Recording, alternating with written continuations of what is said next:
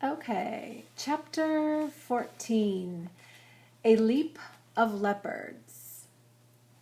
Church bells clanged, announcing Sunday Mass, and as soon as they finished their long echo, the phone rang. Flora answered it and said, "Ruben?" She looked puzzled. I held my breath. Ruben was outside with Owen, and even though I probably wouldn't be able to talk to the person on the line, I still wanted to grab the receiver. Flora handed the phone to Graciela. Graciela looked at Graham and me, also confused. "Ruben does not get calls." She took the phone and began talking. While she listened to the caller, she glanced at me. I picked up my pan dulce, sweet breakfast bread, making a tiny pyramid of crusty pastry, praying it was news about my father. Graciela reached for a pencil and paper and wrote down a message, thanked the caller, and hung up. She walked to the door and called Ruben and Owen. In a few minutes, the three of us sat on one side of the table, facing Flora, Fabiola, Graham, and Graciela. Owen and Ruben wiggled and squirmed, eager to get back outside to play, but I suspected, based on the way Graciela's arms were crossed, that this was not going to be a picnic. "It seems my son and his new friends have been calling listings in the phone book and asking for Santiago León," said Graciela. "Someone they called yesterday told me that, yes, they have discovered they are a cousin by marriage of Santiago's Aunt Teresa. They spoke to Ruben for a long time yesterday. I have the number. That is the good news." Owen and Ruben clapped their hands. I started to smile until I saw Graciela's serious face and raised eyebrows. Here it came. Now the bad. "But the person who called lives in a neighborhood outside of the city. It's a toll call, which means it costs money for each minute." Graciela studied the paper, looking worried. "How many phone calls did you make outside our area?" I took a deep breath. "Probably lots." "Naomi, I am surprised at you. You did that? Without permission?" said Graham. I stared at my breadcrumb pyramid and bit my bottom lip. Didn't Graham want me to find my father? Graham stared at Owen and me in disbelief. "You can be sure, Graciela, that I will pay for that phone bill, and that these children will work off the error of their ways." Flora said something to Ruben in Spanish, and Ruben hung his head. "I will call the number," said Graciela, turning back toward the phone. I wasn't sure, but I thought I saw a tiny smile on Graciela's face. The next morning, standing in front of the narrow mirror in Graham's bedroom, I admired the Mexican girl looking back at me. I wore a new white peasant blouse with puffed sleeves that Graham had bought at El Mercado. I touched the gathered neckline and blue and yellow embroidery down the center front.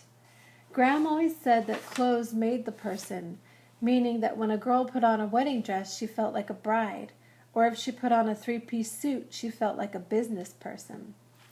I was beginning to think Graham was right, because after completing my outfit with a pair of slide-in sandals called huaraches, I knew I fit in with all the other brown girls in the barrio. What would my father's Aunt Teresa think of me? After lunch, Bernardo drove Graham, Fabiola, Owen, and me to another part of Oaxaca City. In the truck, I straightened my new blouse a dozen times and again readjusted the headband that Graciela had loaned me. Owen played with the snap on the bottom of his new Western-style shirt, the kind Ruben wore. Although not one person in Mexico had said a peep about his tape usage, the plaid pattern of the shirt did help matters by making the strips seem less noticeable. From the front seat, Graham looked back at us every few minutes. She had cooled some about the phone calls, but not until we had raked Fabiola's yard and pulled weeds all yesterday afternoon. She leaned forward to look out the window at where we were headed, holding a cotton hanky she'd bought at El Mercado. She'd already worried it into a twisted roll, which reminded me that she was hungry for information too. We drove past churches and parks with statues and fountains, past open markets and men selling ice cream from wheeled pushcarts at street corners, like they do here. More bumpy streets with big potholes bounced us on the seat. Finally, we headed down a road that was nothing more than a dirt path lined with ramshackled fences.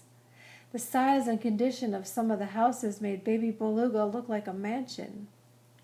The truck crawled in front of a chain-linked fence that had been threaded with bamboo sticks.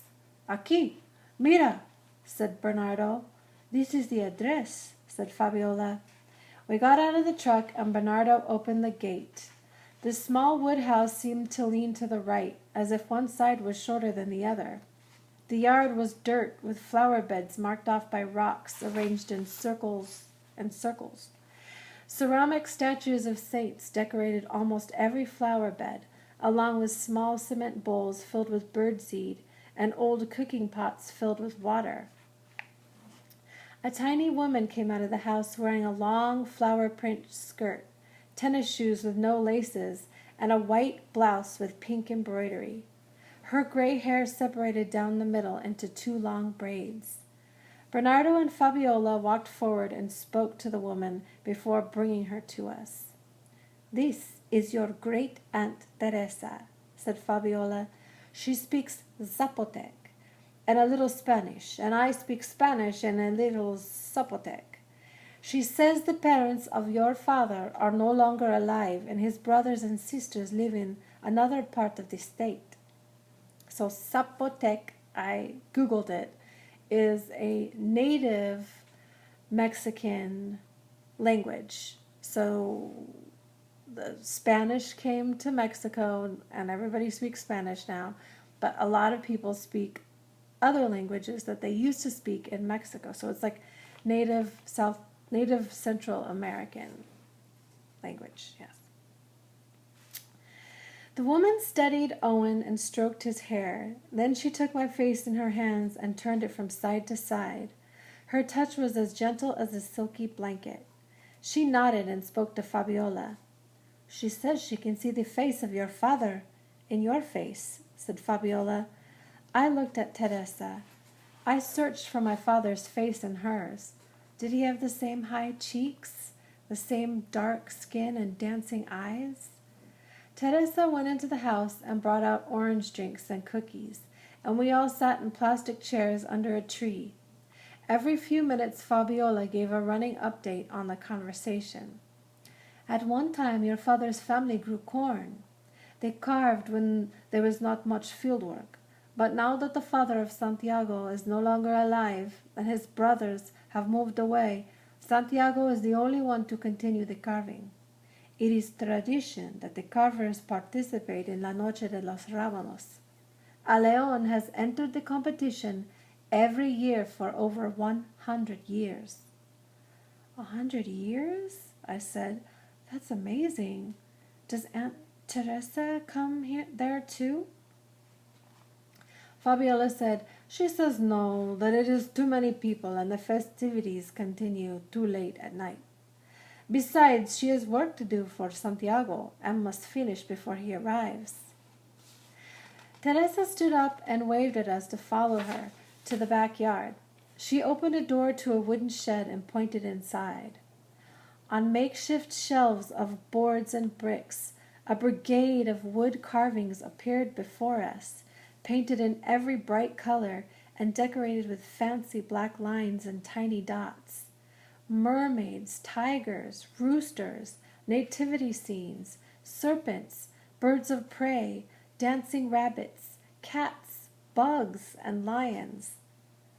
"My father did these?" I asked, my eyes sweeping over the collection. "Alebrijes," said Teresa, smiling and nodding.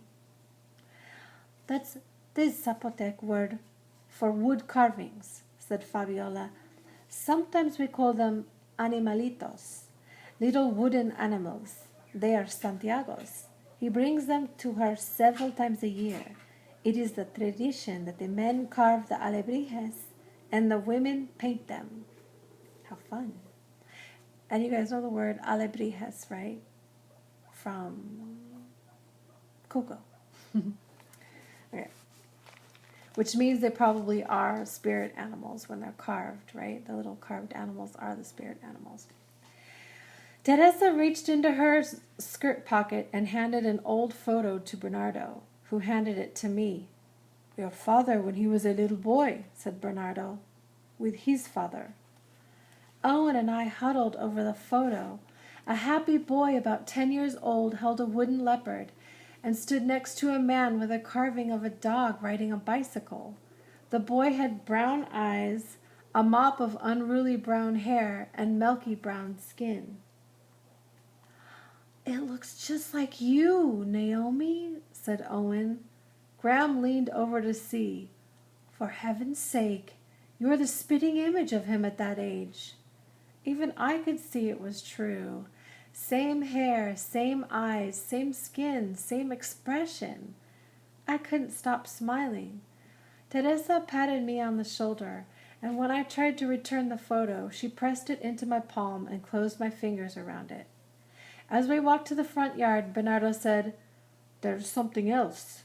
All the participants for the festival must register by December 18th at the municipal building.